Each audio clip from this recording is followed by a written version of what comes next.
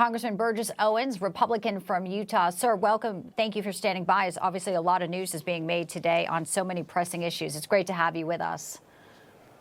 Thank you, Bianca. Looking forward to it for sure.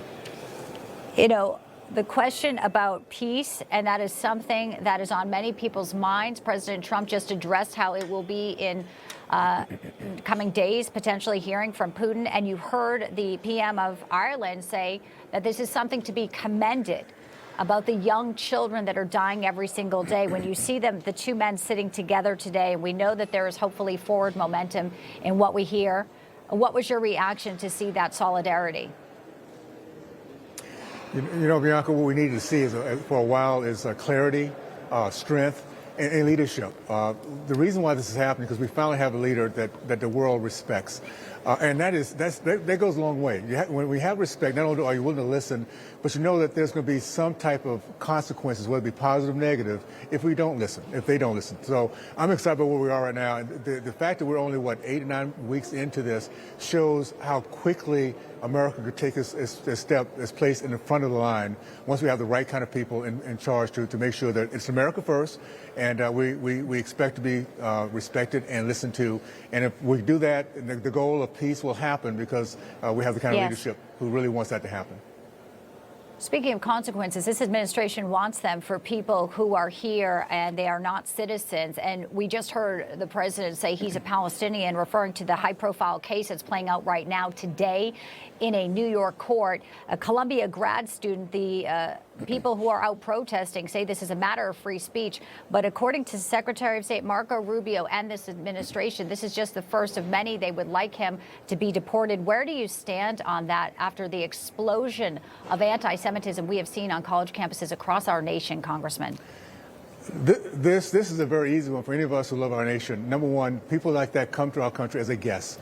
We're a free country of freedom. We're a country that gives opportunity. He came here supposedly to get an education, but all of a sudden he spent all his energy in divisiveness and attacking Americans, dividing Americans.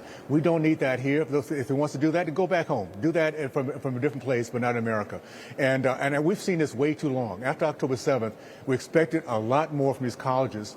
But what it comes down to is this. Sometimes it takes a defunding of institutions to find courage. We need to find courage, principle, and put America first. So I'm thankful that we now have a president who understands that education is really our future. If we can't get this right, then we're going to lose our culture in the coming years, and that's not going to happen on President Trump's watch and with the Republican Party in control right now. Looking towards the future and the future of our youngest, as a mom, a lot of folks are looking at education, how much we spend versus where today's kids are going. You are the chairman of Higher Education Subcommittee.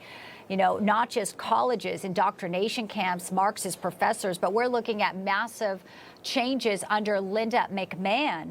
And she's saying, let's bring it back to the states as the cabinet, you know, is looking to really enact something that we probably haven't seen before. And so tell us where you think this will go, the advantages, and how you're going to obviously combat some on the left and the powerful teachers unions like Randy Weingarten, who will not want to welcome this change.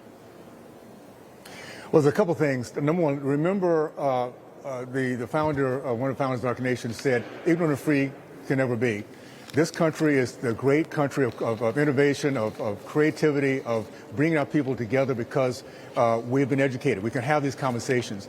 We have had a party in control through the unions that have not put our kids first. It's all about being adults. It's all about the control, the comfort of adults. Well, parents need to make sure that we know that we have our kids as number one, and that's what's happening right now. So yes, we're gonna trim down the bloat. We're going to put our kids first. We're going to have the smartest, most productive and ready, career-ready kids in our country, in the world. So we're going to be in that position. I'm looking forward to being part of it. It is definitely disruptive, but we've been under attack for so many decades. It's good to see within the last 8 weeks the change we're going to have, particularly in our educational process. Yeah, and that's exactly what McMahon said. Bureaucratic bloat is what we have been plagued with. And we want, of course, our kids to be soaring, especially in this competitive world against our adversaries. Congressman Burgess Owens, a pleasure to have you, sir. Thank you so much for your time today. Thank you, Bianca. Information. Truth. is freedom. Is Newsmax. It's real news for real people.